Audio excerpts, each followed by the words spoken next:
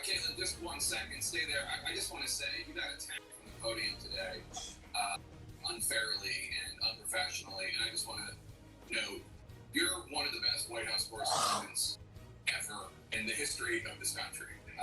You do a fantastic job, and we're very lucky to have you, and we are all 100% behind you. So thanks for that report, and thanks for the job you do. Thank you for saying that. You see, one little threat comes their way, and it's total war, huh? And Donald Trump could be tough on reporters. I know it, you know it, but he was blunt and direct and never said that an individual reporter didn't necessarily deserve to be there, even when he was very hard on them.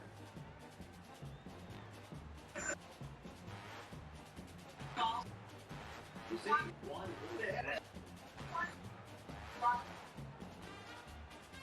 What a stupid question that is. What a stupid question. But I watch you a lot. You ask a lot of stupid questions. Nobody would say this at the time, but it was kind of a stupid question. But again, all-out outrage. Joe Biden can say a reporter is in the wrong business because her question was too aggressive. Donald Trump said legitimately a question was dumb. All hell broke loose. Now we're supposed to believe, Abby Phillip is asking a stupid question. There's a constant theme here, and it's right out of the white supremacist playbook. The stupid answer wasn't a stupid question. That was President Trump insulting a reporter. He insulted you, which was totally inappropriate. Your question was 100% perfect, got right to the point. Keep my proposal on this fine Monday morning. The president was a bully, just flat out. All right. All of those individuals, we checked it out. Their reaction to genuine potential white supremacist rhetoric, no outrage. Joe Biden? And you ain't black. Again, that should have been a mortal blow to the campaign. No, it's Joe. And everything's protected, and no questions are asked, and very few answers are revealed. In an unusual move, President Biden not holding a joint press conference with Putin afterwards. Instead, in dueling appearances, both sides offering sometimes differing views of how it went. Everybody was making a big deal that they did not have a joint press conference. Well, they just said it's unusual, no joint press conference. They wouldn't say why, not often. We all know why. Joe Biden and Vladimir Putin on the same stage.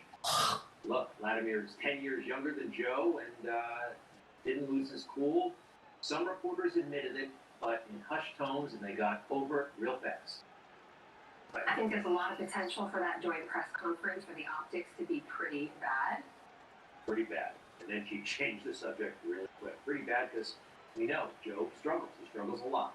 The optics were actually pretty bad at that solo press conference, but they covered for him, literally, and they took out the worst part. They don't trust us with it, I guess. Don't worry. I'll keep you covered.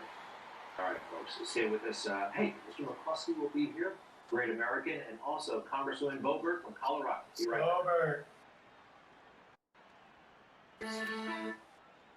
Price of We know that don't feed black nutrition. John. Here. I think I'll go to that. Debate last night, and You wanna go back early? Oh, come on. Right? The moderator. There they are. I'm sorry, but there's a lot of fake news going on. Listen to this. This is how they started.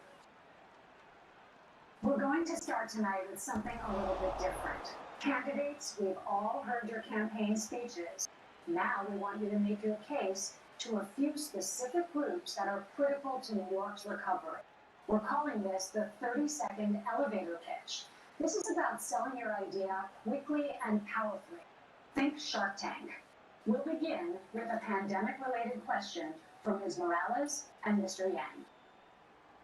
All right, so speak in 30-second clips. Now, she said she's already seen all the speeches. Most people haven't. People are not accustomed to voting in June, okay? We're not paying attention. People are on their phones, Netflix, all that kind of junk. And the campaign commercials, hey, they're limited to 30 seconds, right? Yes, we've seen some of those, for those of us who still watch TV, but a debate is supposed to be more. Why limit them to 30 seconds? Shark Tank. And they actually did it. Mr. Yang, many wealthy New Yorkers left the city during the pandemic, and many are still deciding if they should return to New York City permanently. How do you convince a family that their future should be here? Please look into the camera and give that family your 30, this one right here, Thank you. and give that family your 30-second elevator pitch. Go. Go. It's ridiculous. It's silly. And they're silly. So much of the fake news is silly. By the way, yes, that is Andrew Yang, the guy who ran for president, and he's running for mayor here in New York to replace de Blasio. And they weren't asking questions like this in a silly, gimmicky format. It was, what do they do best? Gotcha questions. This question for all of you, Bill de Blasio asked you for a role in your administration. What job would you give him? And we're looking for a short answer. Please, we'll begin with you, Mr. Adams. It's just ridiculous. It's de Blasio is not coming back. No one's going to hire him. It's a waste of time, gimmicky question. All of these debates are bad. Last night's was bad. I'm not saying it was Chris Wallace bad, but that was really bad too. What's up? Why can't the media get these things straight? They've been doing them for a long time. Why do they always stink? We've seen the headlines. They really are terrible. Just about all the time. Left-wing news believes that. Conservative media believes that. Something we really ought to work on, okay? Meanwhile, folks, if you didn't know, Juneteenth will now be a national holiday. And today, we consecrate Juneteenth for what it ought to be, what it must be, a national holiday. As the Vice President noted, a holiday that will join the others of our national celebrations. All right, Juneteenth is when a Union Army general, we never had a national conversation about this, arrived in Galveston, Texas, and informed enslaved African Americans that the Civil War had ended and that they were free. I think we get tomorrow off, federal holiday. Want to see how Candace Owens reacted? Candace Owens, iconic. Juneteenth is so lame. Democrats really need to stop trying to repackage segregation. I'll be celebrating July 4th and July 4th only. I'm American. Wow. And this, segregationist Joe Biden says Juneteenth is a day in which we remember the moral stain and the terrible toll that slavery took on the country and continues to take. More emotional programming for black people that choose to opt into the perpetual victim mentality. Wow. The one and only Candace Owens. And now this.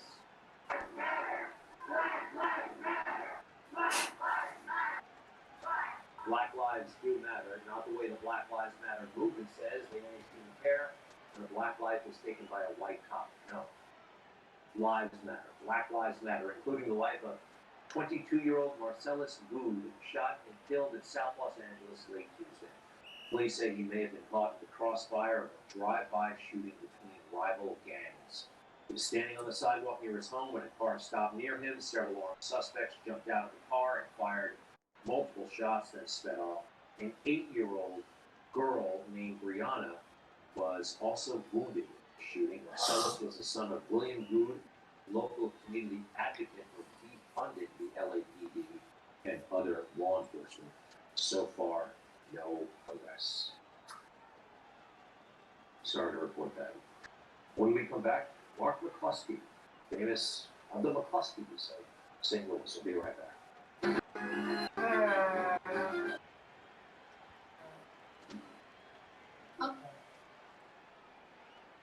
This was his. At the same time, Mark McCluskey, candidate, by the way, Republican candidate for U.S. Senate, Missouri, joins us right now. Welcome back to Newsmax. Why'd you do it? Why'd you plead guilty? Well, you know, we were originally charged with 2 felonies each that could land us 4 years in the slammer. The prosecutor today, this is the first day with a new prosecutor, he dropped all the felony charges, all the gun charges, and charged me with a crime that said I purposely placed other people in apprehension of imminent sure physical injury. And by God, I did it. That's what the guns were for. The guns were there to scare people off and make sure they didn't approach us. And that's what the guns did. And as I said in the courthouse stuff, if that's a crime in Missouri, I did it. I'll do it again. Well, and by the way, what about a penalty here? Community service or a slap on the wrist? What happens next? It's a parking ticket. It's a $750 fine. That's it. Sounds to me like you did win, sir. Excellent, excellent. What about pardon? I heard the governor who's in office, right? He's publicly said he'd like to pardon you, I believe. And I would like for him to do that, but it's it's entirely up to the governor. But he has said he would, and I will but I'll leave it up to the governor. He's a great guy, and he's a great governor, and he's done wonderful things for Missouri. I had the honor last Saturday of being president of a place called Frontier Justice with the governor when he signed the Second Amendment Preservation Act here in Missouri that prohibits any Missouri employee from participating in any unconstitutional Second Amendment actions, including should the Senate pass H.R. 127. You know, Governor, Mark, for those who are new to this story, can you tell them a little bit about the atmosphere in the neighborhood? There are things about that neighborhood that I don't think a lot of people understand. Good things about that neighborhood, and a little bit more about the protests and what you were feeling and what you were hearing that night. Well, in St. Louis, in the month before after the George Floyd death, downtown St. Louis, 4 cops were shot. Retired police captain David Dorr was murdered. These mobs have a tendency to become very, very dangerous, and so when they broke through our gate and entered into our private property, we had every expectation that we'd be no different than downtown St. Louis or Captain Dorr. Lives are in imminent risk of being lost. So we grabbed our weapons and we stood out on the front porch, which is what the Second Amendment is there for, to keep and bear arms, and we were bearing our arms. And when the prosecutor today said that he's charging me with intentionally putting people in imminent fear of physical injury, well, that's what the Second Amendment was there for. I did it. I couldn't say no to that one. Well, there was a deterrent factor, I think no one was going to. I didn't see anybody get too close to your house. But before this, your neighborhood has been historically racially diverse. And I think a lot of folks unfairly saw you, they maligned you. There's a white guy with his gun threatening black people. They don't understand the McCluskeys, in my opinion. Well, right across the street from us has been a black family for as long as I've been here. The gentleman is a guy named James Whittaker, who's one of the first black general surgeons. My next door neighbors on the other side are a mixed race family. Across next door to Dr. Whittaker's house is a couple of gay gentlemen, and it's a very diverse neighborhood. And always all these attempts to paint us as some kind of white supremacist stronghold, just ridiculous. So, what's great about this, my sense is you would not be running for the United States Senate if this didn't happen. Something great has happened as a result of this. How's the campaign going? And do you agree with me? I mean, or am I wrong? Did you always want to run for the Senate? Was this part of the plan, or did this unleash some things? If you'd asked me a year ago today what I wanted most in the world, Greg, I would have said I want the world to leave me the heck alone. Let me live out the rest of my life in peace and comfort. But God came knocking on our door, as I said, disguised as an angry mob, and it transformed us. Patty and I, my wife, decided to just put the rest of our lives on hold and do what we can to save this great nation. Our liberties are being stripped from us so quickly, and the country is deteriorating so fast. We just said, we don't care what it takes.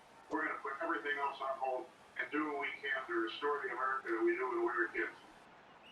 Mark, please give our best to Patricia, Mark McCluskey, candidate for Senate in Missouri. Let's keep in touch. Happy for you. Thank you very much. Thank you, Greg. Take care. We'll be right back.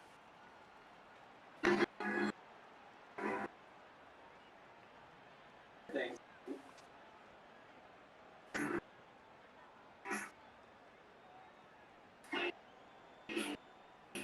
Absolutely perfect. And Congresswoman Lauren Boebert, Republican of Colorado, joins us in the studio. Welcome and great to meet you. Thanks so much, Greg. It is wonderful to meet you in person. So, you're a machine. You're a powerhouse. You are a media superstar and a congressional superstar. Did you see this happening 4 years ago? You were not close to this kind of life. No way, Greg. I want to have my restaurant and raise my 4 boys and live out the American dream. I was raised in a Democrat household just because my mom believed the lies of politicians that you need government to take care of yourself. And when I learned at a very young age that I could do a better job taking care of myself than government ever could, I started to develop conservative values. And when I saw that there were so many Democrats that want to take that away from us, that want to take away the American dream, they want to infringe on all of our rights, I got so frustrated that I had to do something about it. I guess it kind of started when I confronted Beto O'Rourke. We've talked about that. I drove 3 hours to his presidential rally just as a frustrated mom and a gun owner after he told everyone he was going to take our guns. And I drove down there and told him, hell no, you're not, with my Glock on my hip. And I saw that I could actually represent and affect millions of people just by saying what I believe. And so for me, it was selfish to just sit back and complain about what I saw going on. So this is me stepping up to do my part to serve our country. This really is about, it's a battle between socialism and poverty and freedom and prosperity. Well, we're so happy that you got in the mix, really. You're changing the conversation. So what's going on at the border? You've been there a lot more recently than Kamala Harris, who has been there in years. What's happening? I've been there twice now. I went down to Arizona and saw the border there first, and I went with Chairman of the Freedom Caucus, Andy Biggs, and a group of wonderful members of Congress. And we went and spoke with Border Patrol agents. We went and spoke with these farmers who are having their properties destroyed by these migrants coming through their property. And that still wasn't enough because no one was doing anything about it. We have Kamala Harris that was then tapped as border czar, and it had been more than 70 days since she was tapped as border czar, and she still has not been down there. So I was in the Rio Grande Valley sector and McAllen, Texas, and I spoke again with Border Patrol agents. I spoke with the sheriffs and the landowners, and I saw firsthand what was really happening there. Greg, I got to tell you, the Border Patrol agents, they are overwhelmed. They're overrun. Their facilities are obviously over capacity. They cannot even test people for COVID because they can't risk having a positive COVID test and quarantining these illegal aliens that are crossing. So they're not even testing them in the Border Patrol facilities. Why is it? Why are they blowing off this problem? They want, the theory is, the globalists want the cheap labor, Democrats want the votes. Is that what's happening here? Greg, for you and I and everyday Americans and the renters who are having their properties destroyed by these people busting their fences and getting in, this is a crisis. But for Biden and Kamala, this is mission accomplished. She's not going down there because this is exactly what their policies intended. The thousands of illegal aliens that are crossing our borders, the families that are self-separating, right? We heard for years under the Trump administration that Trump is separating parents and children and putting the children in cages. Well, this time last year in the Trump administration, there were 1,400 unaccompanied minors in the HHS facilities. Now, when I was there, there were 22,000 unaccompanied minors in the custody at HHS facility. This is a full world crisis, and parents are self-separating from their children because of the Biden policies. If your child is 7 years of age or older, not your child. So they are purposely self-separating from their children, putting their children in the hands of the cartels and meeting them on the other side, knowing that we will reunite them on the other side. I've seen the buses of migrants filled, and it's on a 15-minute loop. There's a sign in the front of the window that says 15-minute loop. They're filling these buses with migrants, sending them into hotels and sending them all throughout our country. Greg, I saw them in the McAllen airport, groups of migrants with manila envelopes with instructions on how to board their future flights, and they're going all over the country. This is not just a problem for Arizona and Texas. This is a problem for our entire nation. A country without a border is not a country at all. And without a secure border, every state is a border state. Well, Kamala Harris talks about the border. She hasn't been there, and she said this not too long ago. Just quickly put a button. Okay. Do you have any plans to visit the border? At some point, we are going to the border. We've been to the border. So this whole thing about the border, we've been to the border. We've been to the border. You haven't been to the border. And I haven't been to Europe. I don't understand the point that you're making. The press treats you like you're the inappropriate renegade. And look at that. That is not a serious person. No, not at all. To laugh something like that off. And who is we? We've been to the border? and Andy Biggs have been to the border, but Kamala has not been down there. And then to bring up Europe, well, now that Biden's been to Europe, maybe go down to the border. I don't know. Biden thought he was in Mexico. Who knows if he even knew where he was when he went overseas. But this is really a disgrace to our nation, and this is why me and so many others are stepping up, because our country's security and future really depend on what we do and the actions we take to hold people accountable. Well, let's see. She is focusing on the root causes, which I think could take about a half century to correct. Let's take a look at this. On addressing both the acute factor and the root causes of migration. The root causes of migration. Dealing with root causes? You can't say you care about the border without caring about the root causes. Dealing with the root causes of migration. We better care about the root causes. The root causes. You know, the root causes, Joe Biden, I've heard he wants to set up light systems in Guatemala and some of these countries, and he gets really excited about the contracts that go with that. Have you noticed that? I have, yes. And you know, the root cause is enriching the cartels and allowing them to run this very highly sophisticated crime organization through our country. The root cause is an unsecure border. The root cause is Border Patrol agents not having the funding or the resources or the facilities to occupy this mass surge of migration. The root cause is at 1600 Pennsylvania Avenue in Washington, D.C. Melissa Boebert. Oh, excuse me, Lauren Boebert. Hey, you called McCloskey governor. I mean, I'll take that. What was I drinking this morning? You think it was 4 hours since I don't drink? It's been 5 years. Thank you, Greg. Thanks so much, Greg. Right, you can stay. We'll be right back. I don't. Excuse me, Lauren Boebert. Hey, you called McCloskey governor. I mean, I'll take that. What was I drinking this morning? You think it was 4 hours since I don't drink? It's been 5 years. Thank you, Greg. Thanks so much, Greg. Right, you can stay. We'll be right back.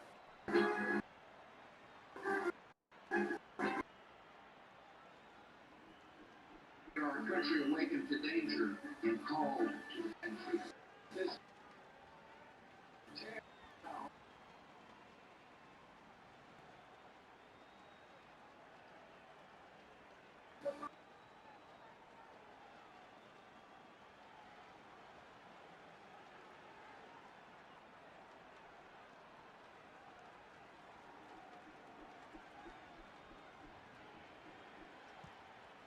Stay tuned to get this luxurious designer pan free from Gotham Steel. That's right, free. Tired of your pan that scratches and sticks? It's so old and worn you're afraid to cook in it. Well, it's time to upgrade. Introducing the Hammer Collection from Gotham Steel, one of America's. Well, with free.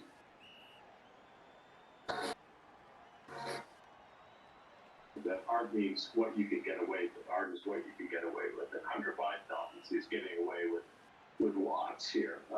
You know, it's important when you see something preposterous. I mean, you get this story, one's first instinct, I think, is to laugh. But it's important to understand that something can be preposterous and ridiculous, but also malevolent.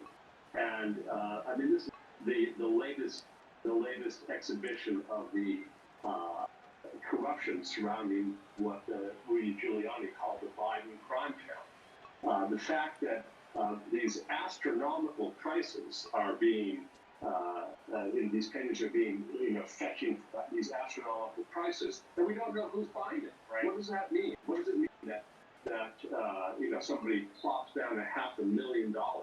I mean, it is true that Joe Biden is doing his best to render our money worthless, but still $500,000 is $500,000. Sure. How can it possibly be? How can we sit back and say it is okay for the president's son to sell these putative works of art for these astronomical sums, and we don't know who's buying it? It's ridiculous. So, very interesting. And Mark Simone, I heard you on the radio, your top-rated radio show, and you cited a moment in history that might have some, there might be some relation to what's happening now. Can you take us through what happened with payola in the music industry? Yeah, no, Mike. I guarantee you this is where he got the scam from. In the late 50s, rock and roll was the hottest thing, and disc jockeys were taking payola. You'd put $10,000 in an envelope, a lot of money back then, and give it to these guys. Even the top disc jockeys like Alan Freed. Well, the FCC came in, made it illegal. The law enforcement cracked down. Some even went to jail, and that was the end of that. But a really smart one, what he did instead, his wife opened a little art gallery, and they just got some junk paintings from some students. And you were told, once you go to my wife's art gallery, buy a painting. People would buy them for a fortune. And everybody else started doing this scam. So you could still collect the same $10,000 to play a song on the radio, only this time they were buying a painting. And, Hunter is a rock and roll fan. I guarantee he's read a million things about that rock and roll era and saw this scam. I think that's where he came up with it. You can download some of these paintings, download the pictures. Walk into a gallery, don't say who it is, say, I painted these. What do you think, 100,000, 500,000? They'll throw you out. They'll call the police. Well, somehow he's conned a few art critics, or maybe the art critics are being bought. Who knows? I want to show you guys another, I'm not going to call it a masterpiece, it's something. What do we got here? This actually, look, I'm no art person, but this is amateurish. This is very high schoolish. Roger, you seem to, what do you think? Well, it's much of the art world these days is full of garbage. So this is garbage. I mean, we might as well just be frank about it. It has no aesthetic claim to make at all. In that respect, it's not all that dissimilar from a lot of the other garbage that is fetching large prices. But the fact is that this chap is the son of the President of the United States. And I'm sure Mark is.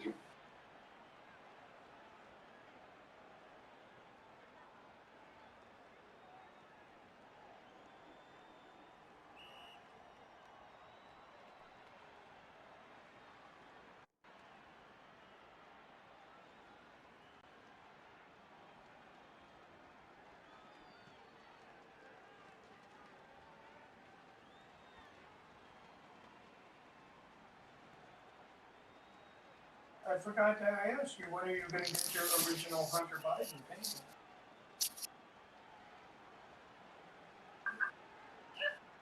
$500,000.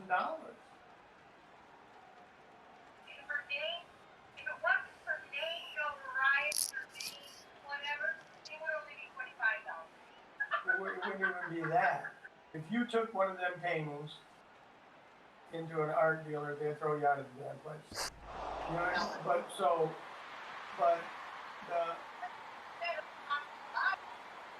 no, what's going on? And the buyers are going to remain anonymous. So what the hell's going on there? He's getting money for shit again. It's a payoff. Yeah, some sort of a payoff.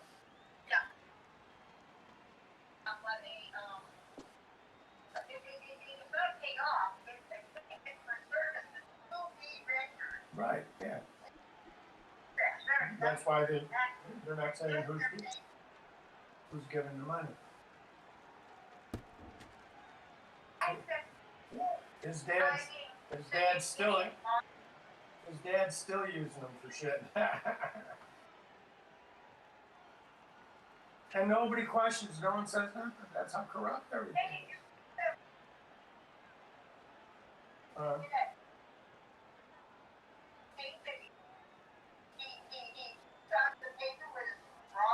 Yeah. So that's his old crack pipe. He dusted his crack pipe off and he's using it in another way now. Yeah. I just wondered if you heard that one. So I'll have to come up to the thing with 6. That sounds good.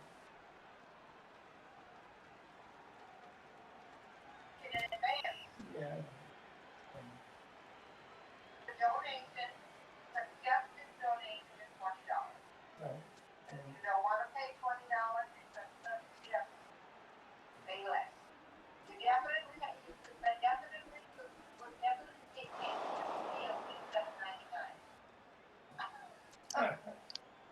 Yeah.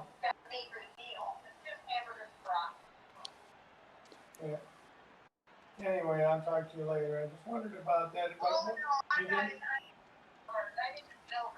Oh, yeah, but it's an original hunter.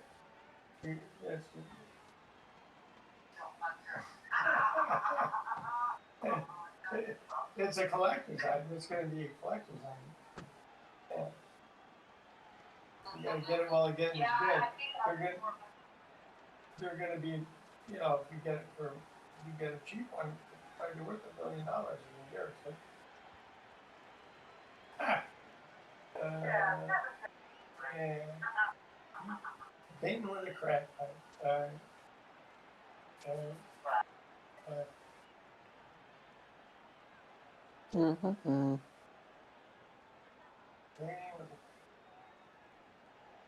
Sound like a wedding you've been to? Does this sound like a contract you should have?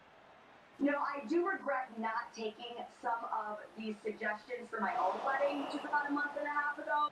Particularly the ones about other people not being allowed to look hot, right? No makeup, having to wear the hair to because I have what's known as a very hot little sister. She's way more attractive, and she's younger.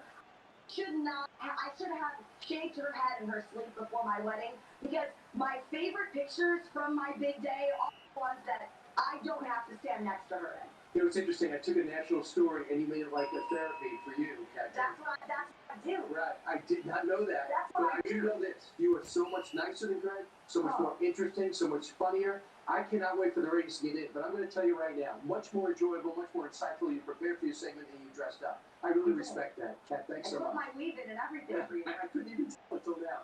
All right. Thanks, Kat. See you soon. Meanwhile, thanks for watching Prime Time. I was Brian Kilmeade throughout the hour. Make sure you watch Fox and Friends tomorrow between 6 and 9 at Brian Kilmeade Show from 9 till noon. And see you tomorrow night. Bye. Fucker.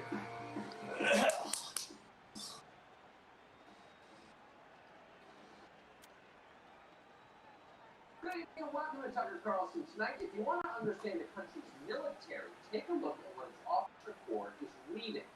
Military officers aren't just war fighters, they're trained to be thinkers, even intellectuals. Some of them have advanced degrees. In Russia, officers above the rank of colonel are required to read a book by a Russian nationalist, Alexander Dugin, called The Foundations of Geopolitics. Dugin's book envisions a Eurasian empire with Russia at the center of it and then outlines a way to achieve that. In China, meanwhile, recruits are told to read The Origin and Goal of History. It teaches that China is successful because its culture is superior to the West. Now, you might not agree with them, but these are serious books, and they promote the national interests of the countries whose officers read them. That's why they're assigned. And that makes sense. So with that in mind, what are American military officers reading these days? Well, let's see. A subliterate pamphlet on how the United States is a disgusting, immoral country that must be changed immediately and forever. That tract is entitled How to Be an Anti-Racist. It was written by a University of Florida professor called Henry Rogers, who, now that he is rich and famous, goes by his revolutionary name, Ibram X. Kendi. The book is garbage. Actually, it's worse than that. Not only is it embarrassingly stupid, it is poisonous. Kendi's premise is as simple as he is. Any system that produces unequal outcomes must be racist, period. That's it. That's the entire thesis. And Kendi applies it to everything. If some people make more money than other people, then the economy is racist. If Ibram X. Kendi decides there aren't enough black astrophysicists, then astrophysics is, by definition, racist. If it rains in a black neighborhood but not across town, then what you're watching is weather racist. Actually, Kendi didn't really write that, probably because he has no detectable sense of humor. But there's no question that he believes it. The book is that militantly dumb. So how do we respond to all of this racism in the United States? Well, Kendi provides a solution. Quote, the only remedy to racist discrimination is anti-racist discrimination. He actually wrote that. In other words, his book against racism promotes racism. Now, you'd think that might be a red flag for people, contradicting as it does the founding principles of the country as well as basic human decency, but no. The people in charge love the book. It's all over corporate America. You could probably pick up a free copy at your HR department tomorrow morning. But the military? You can't imagine the U.S. military would assign a book like that, recommend recommended to every sailor in the U.S. Navy? Well, yes, actually. On Tuesday, Congressman Jim Banks of Indiana demanded an explanation for this from the Chief of Naval Operations, Admiral Michael Gilday. Here's how it went. Kendi's book states that capitalism is essentially racist. And Kendi is clear that racism must be eliminated. So yes or no? Do you personally consider advocating for the destruction of American capitalism to be extremist? Here's what I know, Congressman. So yes or no Racism question, in the United States Navy. Admiral, you recommended every sailor in the United States Navy read this book. So yes or no question. I'm not forcing anybody to read the book. It's on a recommended reading list. Admiral, did you read the book? I did. Admiral, you said you read this book. What part of this book is redeeming and qualifies as something that every sailor has to critical about his own journey as an African American in this country, what he's experienced? Let me ask you again, Admiral. Do you expect that after sailors read this book that says that the United States Navy is racist, that we will increase or decrease morale, cohesion, and recruiting rates in the United States Navy? I think we'll be a better Navy from having open, honest conversations about racism. Open and honest conversations about racism. Well, that would be nice. But it's an amusing line coming from someone who claims to have read Kendi's book, as Gilday says he has. Open and honest conversations are racist. Kendi said that many times. So let's say, open and honest, you decided that you cared more about the way people behave than the way that they look. Let's say you took Martin Luther King at his word and judged people by the content of their character, not by the color of their skin. If you were to do that, Ibram X. Kendi says you are a racist. Quote, the claim of not racist neutrality is a mask for racism. The language of colorblindness is a mask to hide racism. A colorblind constitution for a white supremacist America. That's the military's reading. So no, open and honest conversations are not allowed in Kendi's America. Here's the choice. You admit you're a racist, or else you're a super-duper racist. That's his position. Sounds pretty deranged, honestly. In fact, it sounds like an extremist ideology, just the kind the military is always warning us about. Keep in mind that tonight, right now, the Pentagon is investigating National Guardsmen who have posted unfashionable opinions on Facebook about the last election. They have voted for Donald Trump. So with other investigators running around looking into people's thought crimes, how closely have they looked, as the Pentagon looked, into Ibram X. Kendi? Have they checked his social media history? Actually, Congressman Banks Gilday that question. Why? In college, Kendi stated that white people are a different breed of humans and are responsible for the AIDS virus. Yes or no, do you personally consider the conspiracy that white people started AIDS an extremist belief?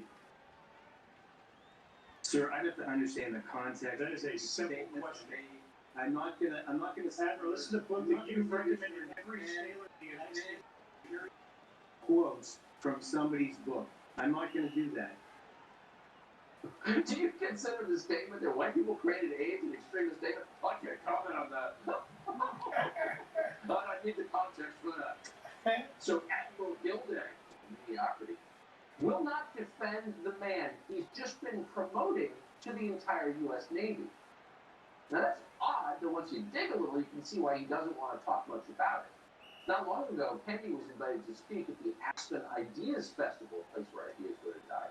A room full of academics waited to hear his wisdom.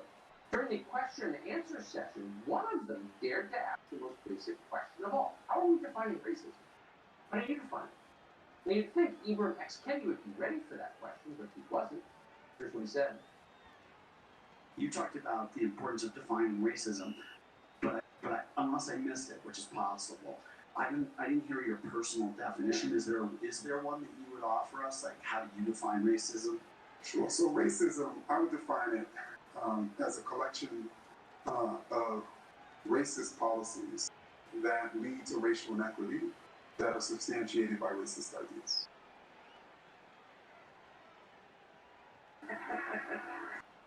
Sure. A collection of racist policies that lead to racial inequity that are substantiated by racist ideas. So racism is racist stuff. Or as Kendi puts it, and we're quoting now, It's a collection of racist policies that lead to racial inequity that are substantiated by racist ideas. End quote. Right. But how are we defining racism? Ibram X. Kendi couldn't say. Despite making a bountiful living on the topic, getting rich talking about racism, he hadn't thought how to define the word. In society, everybody listening, everyone in the room would have walked out and found something better to do, bird watching. Well, the so-called intellectual on stage turned out to be an idiot. So they should have left. But they didn't. They just laughed nervously. They were worried if they said something about what had just happened. If they pointed out that the former Henry Rogers is in fact a fraud, they would be denounced as well. This is how mediocre people control entire societies with implied threats. Go along or we'll punish you. So they don't say anything. The funny thing is, in his own book,